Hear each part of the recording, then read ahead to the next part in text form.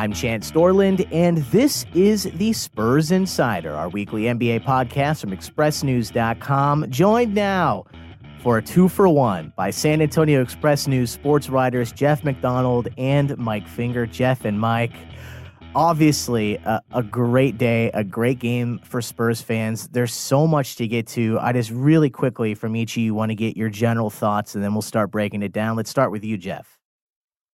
Well, yeah, I just want to talk about the thing that's on all Spurs minds tonight, Spurs fans' minds tonight, the debut of Lonnie Walker. No, I'm kidding. That's right. I saw that hair. Yeah, it was I think it's fair to say the game tonight was I don't think I've ever seen an atmosphere quite like that at a Spurs game before. I mean, it was playoff-like, but also there was I don't want to say danger in the air, but there was some anger in the air for sure. And sometimes you'll hear that directed at, let's say, like a LeBron James or a Kobe Bryant, but not necessarily at a player that used to call San Antonio home, Kawhi Leonard.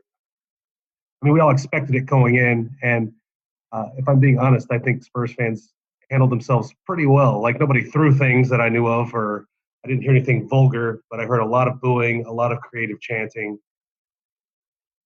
There was a surreal moment early on because the pregame and this was justified. Danny Green is deservedly beloved in San Antonio for all that he did, and not only on but off the court. And part of the way that the fans were kind of sticking it to Kawhi in pregame was they were booing the hell out of him, and then every time that Danny Green would touch the ball in the layup line, or Danny Green was shown on the Jumbotron, the cheers for him were that much louder, kind of the Spurs fans' way of letting Kawhi know, see, we do like some people. We do like one of you. And in the first quarter of the game, you had a moment where they were booing Kawhi every time he touched the ball, and Danny Green, who plays for the Toronto Raptors now, was sort of still getting the half-hearted cheers when he's lining up to take a three-point shot against the Spurs. I think that was just an example of everyone kind of being confused as to what they were supposed to do in this situation. And to their credit, they came in intending to boo Kawhi, and they booed him every time he touched the ball. First quarter, second quarter, third quarter, fourth quarter. Like Jeff said, it was unlike any other game. I wrote that it was the most intense atmosphere in that building since probably like a Manu Ginobili farewell game, but for so many different reasons. I mean, this was, like Jeff said, there was anger in the air, but it did feel like a huge game, weirdly enough. I mean, for a regular season game that doesn't mean that much in the standings. I mean, it definitely did have that big event atmosphere, and I think it lived up to exactly what we were all thinking it would be and more. Let's talk about Kawhi Leonard and the Toronto side of things a little bit later. Let's first begin with the Spurs, and specifically, I'll start off, DeMar DeRozan, obviously a former Toronto player. He had a great night. Yeah, I mean, he's a guy that we all know the story by now, right? Like, he didn't want to be traded from Toronto. He wanted to spend the rest of his life in Toronto, and it didn't happen. He felt spurned by that trade. Still says he hasn't talked to Toronto's general manager about that trade or really spoken to it all since the trade. So for him to go out and have the night he had, to basically do something he never did in a Raptors uniform, which is collect a triple-double, it's just kind of a story that writes itself. And I think he was on – he kind of joked in the offseason that he was going to dump 50 points in this game. He didn't reach that goal, but, a triple-double, something that he had never done before, that's a pretty good, revenge, I guess. But he kind of, in his comments afterwards, kind of steered away from all that. Didn't really say anything super inflammatory. Wouldn't admit that it was sort of a sweet moment for him. But I think deep down it had to have been. It just had to have been. I mean, he's been in the league for 10 years. It's no coincidence that his first career triple-double comes in this game. I mean, he can deny it all he wants, and he's trying to take the high road, just like the Spurs were trying to take the high road through all this stuff. No one admitting that this game is personal, when it clearly was personal, not just for DeMar DeRozan, but for everybody involved in the Spurs locker room, for Kawhi Leonard. I mean, everybody knew that this was different. And, like Jeff said, DeRozan has a game that he's never had before in his career. And maybe he didn't drop 50 points, but he's distributing the ball in a way that he really never did in Toronto, and he's becoming a more complete player than he was in Toronto. And yes, I mean, the Raptors got the better player in this deal. Kawhi has that superstar upside. At his best, he's a top 5 player in the league. But as Greg Popovich mentioned earlier this week, the Spurs are thrilled, considering the leverage they had and what they could have gotten for Kawhi Leonard, to end up with a guy like DeMar DeRozan, and not to mention a Jakob Poeltl. I think they are ecstatic to be where they are right now. Jeff, the Spurs led quite a lot in this game. What are your thoughts on how they played? Obviously, this was a very important game for all the reasons that we've just now discussed. But how would you grade it just as a normal game? Because we have been seeing quite a rise in the Spurs as of late. They have had ups and downs over the season. This one seems a little bit different. Yeah, they're starting to put it together. I mean, if you just look at games in chunks, I've won like 11 of 14 now, I think is the number. And they are playing really well on both ends. They seem to have figured some things out that they hadn't figured out in November, December. This, like, the second unit is getting them 3-pointers by the bunches, where they weren't really getting them earlier in the season.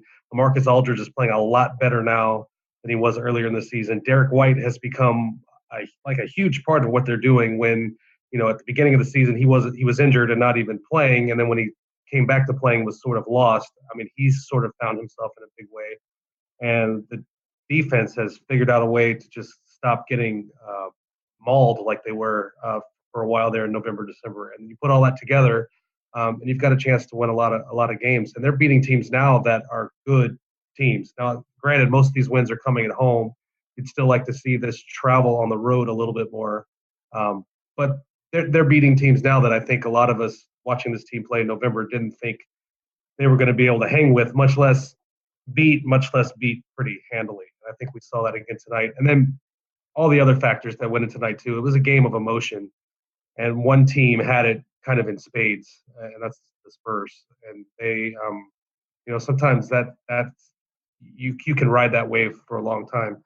We talk about DeRozan and his triple-double. He had a double-double at half, points and rebounds. And, I mean, when you look at DeRozan getting rebounds, that's all just will and want to and emotion. And, to me, the rebounding in the first half from DeRozan was one way of measuring how much he cared about that game.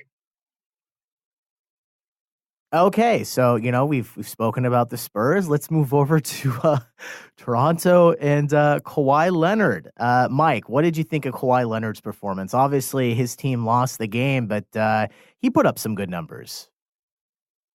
Yeah, and you saw flashes early. I mean, the first play of the game, he takes the rim, gets fouled, makes a layup, and it was in little bursts.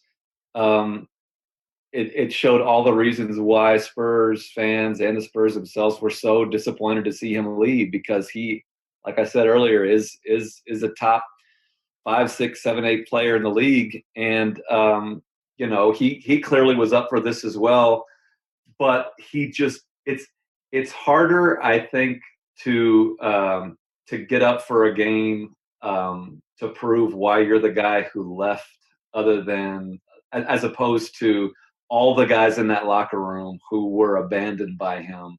They clearly were more emotional, had more invested in this game in terms of,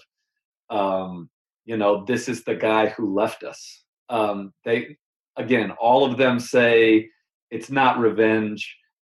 Kawhi did what he had to do. He has his prerogative to pursue his happiness and to be where he wants to be. But bottom line, the guy walked out on him on the team and said he didn't want to be there anymore. And so I just think it was going to be tough for Kawhi, who's not exactly known as an emotional player or a person or a human being at all to match the emotion that the Spurs were going to have in that.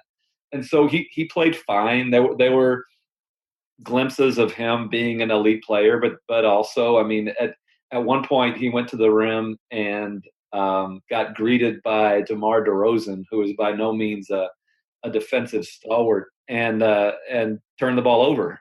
So there were ups and downs for Kawhi, but I just don't think that he had any shot, nor did the Raptors, of matching what the Spurs were going to give him in this one. And it kind of turned out like I expected it to. He had a good Kawhi game, but not a great Kawhi game. I mean, you remember he was coming off a 45-point game, a career high, on New Year's Day against Utah, and this wasn't really even in the same stratosphere as that. And part of it has to do with all the reasons you just mentioned, and I think Derek White did well, and I think the Spurs had a pretty good plan for him, and he just, you can't put up 45 every night. The most interesting Kawhi performances of the day, there were two of them, and one of them happened this Thursday morning, and one of them happened afterwards, and both times he said things that just exemplify why everyone is so infuriated with the guy. Yeah, get more into this. This was my next question. There's the game, and then there's the talking before and after. Well, okay, here's the thing with Kawhi and this whole saga. He might have legitimate reasons for wanting out of San Antonio. I'm not gonna sit here and say yes or no on that. He might have them. He refuses to tell us what they are, and he has been given opportunities over and over and over again. Last year during the season, all off season, people would have loved to talk to him. People were asking the question, "Why did you want out of San Antonio?" He's been asked by reporters all over the country this year. He's been asked by reporters in Canada. He doesn't want to talk about it. Okay, and so he's asked again this morning, "Why did you want to leave San Antonio?" "I don't want to talk about that right now." He says right now. Yeah, like there's another time. If there wasn't a time to talk about it, that would be then. And that's fine. He doesn't want to talk about it, fine. But then I've had people say, why do you act like Kawhi Leonard owes you anything? He doesn't owe me anything. He doesn't owe Jeff anything. He doesn't owe the media an explanation. But when he turns around and after the game says that it's the media's fault why people booed him because the media are stirring people's heads into hating him.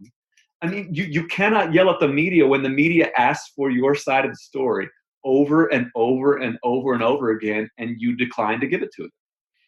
It's just, to me, that is hypocritical for him to say, I'm not going to give you my reasons. I'm not going to explain why I may have made a justifiable decision in terms of walking out on the Spurs, but I'm not going to tell you.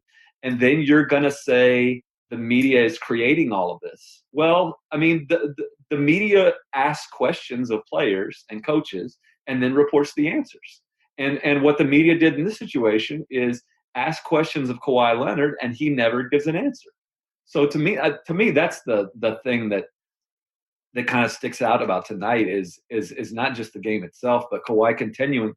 I mean, he's a smart guy. I think he's one of the more humble superstars in the NBA. There's a lot of reasons to like the guy. He's as hardworking as anybody, but he just does not. He has yet to grasp the idea that answering questions and that just being the tiniest bit open with the media can work in his favor.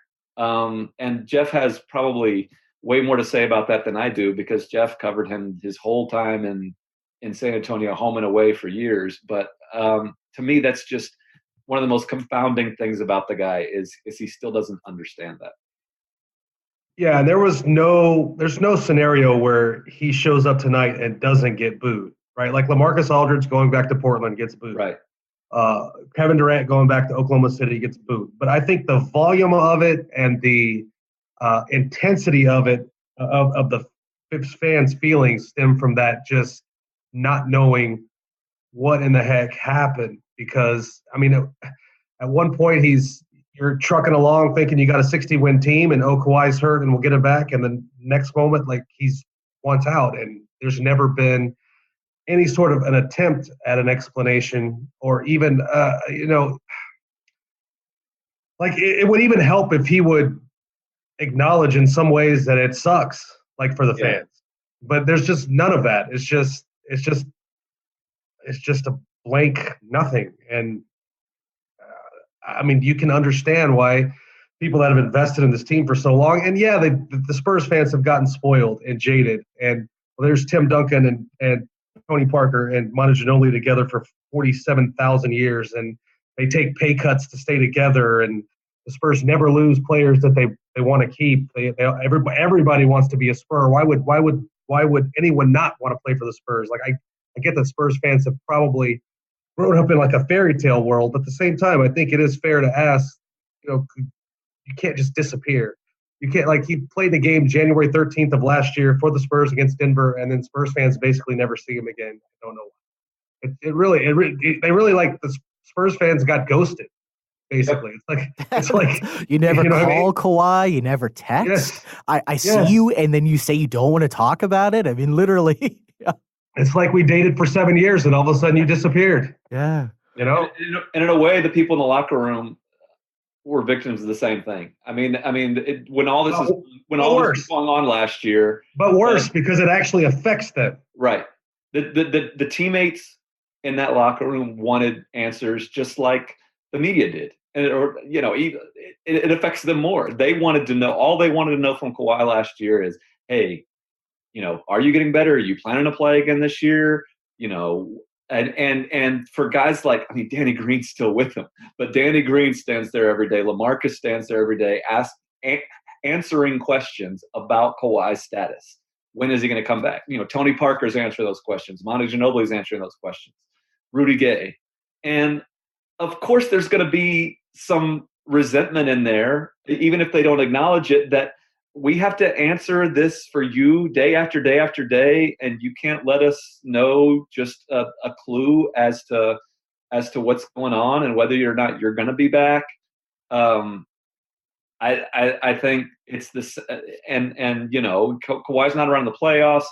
Fans make a big deal about him not being on the bench. There have been other stars, to be fair, that have been injured and not sat on the bench for every playoff game. But when you add all these factors together, it just creates an environment like we saw tonight, where the fans are angry, the home team is fired up and emotional because they have something to prove. Everybody, to almost everybody in that arena, it felt personal, whether it was or not. I think it did. And I'm not sure that Kawhi's actually like a villain on purpose. I just think he's just not savvy. Not savvy enough to know that he could help himself even a little bit. That's kind of the frustrating thing with all this is I don't think he's a dumb guy, but he's such an intelligent player and studies film and he just can't make this simple connection that, hey, if I talk, if I give people a reason, if I explain my thought process on all this, there are a lot of people, not only in San Antonio, but nationwide, who would jump on his side. Jeff can speak to this. There are even Spurs fans who love to bash the Spurs for everything that goes wrong. So, like, if Kawhi says, oh, the doctors misdiagnosed me, or Pop's a jerk, or, Tony Parker is a mean teammate, there are even Spurs fans who would take his side on that and say, hey, maybe the Spurs should shoulder some of the blame on this. But he hasn't even given anybody an opportunity to take his side because we don't know what his side is. I think part of the problem, too, is he's a smart guy, but he's not great at articulating his thoughts. Yeah. So even if he wanted to tell you what he meant, I don't think he just doesn't have that skill to really explain it. And I think that's part of it too. Like he doesn't know what to say. He might know what he thinks, but he doesn't know what to say. And I think that plays into it too. Interesting comments. There's a lot more talk that we could have about Kawhi Leonard. I'm sure that'll happen somewhere down the line. But I want to jump back over to the Spurs end of things. Obviously, Greg Popovich gave some comments after the game as well. Mike, what did you think about what Popovich had to say after the game? Pop is completely predictable. Mhm. We've been covering him so long that that after a night like this, he was going to downplay all the emotion of it. Predictably, said that he did not like the booing, but I mean he knew it was coming.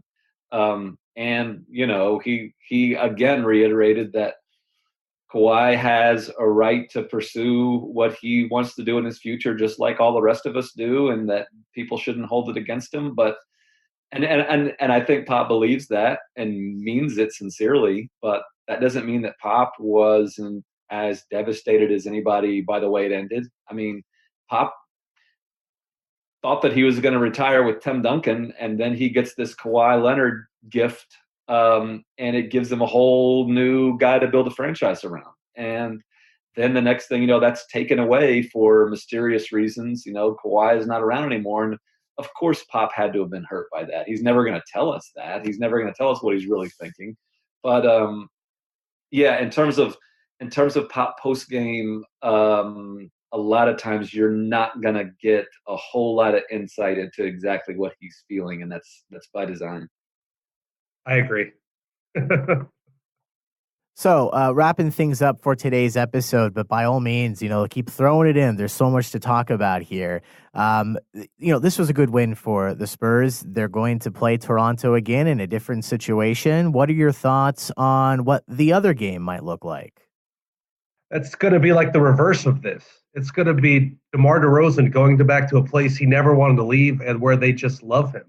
I mean, I think there's a lot of Raptors fans that are happy with the trade, but they're not. I don't think there's anyone there that's happy that DeMar DeRozan isn't a Raptor anymore.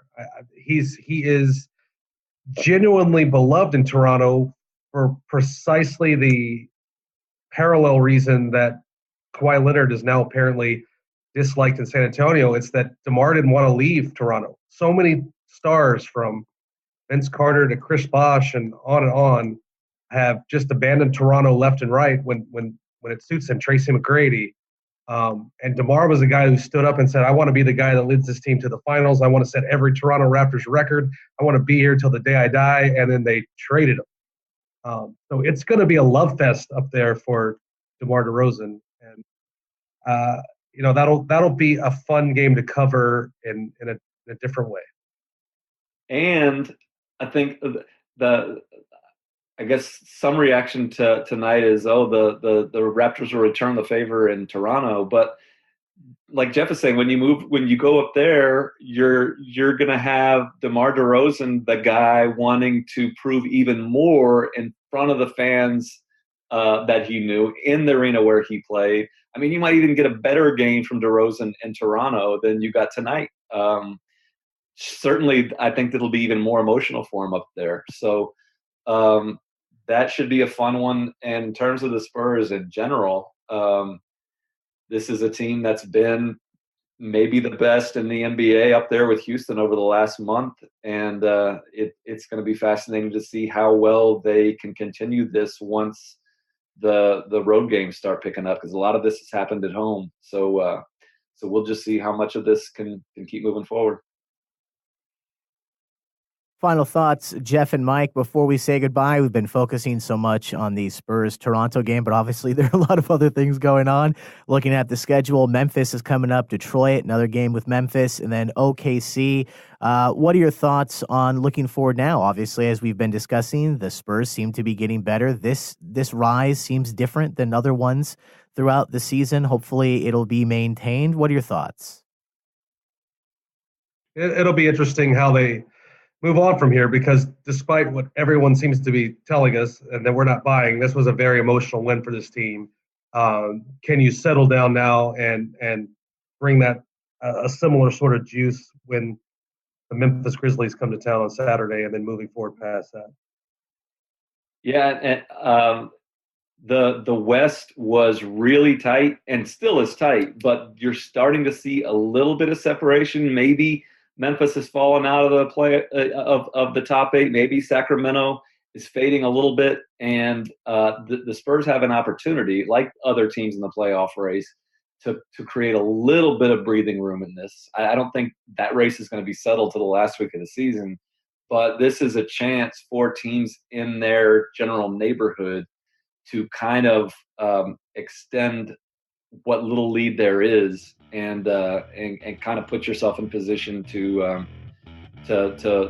have some comfort at the end of this playoff race, and obviously games against Memphis and Detroit, teams like that, provide that opportunity. So we'll see if they take advantage of it.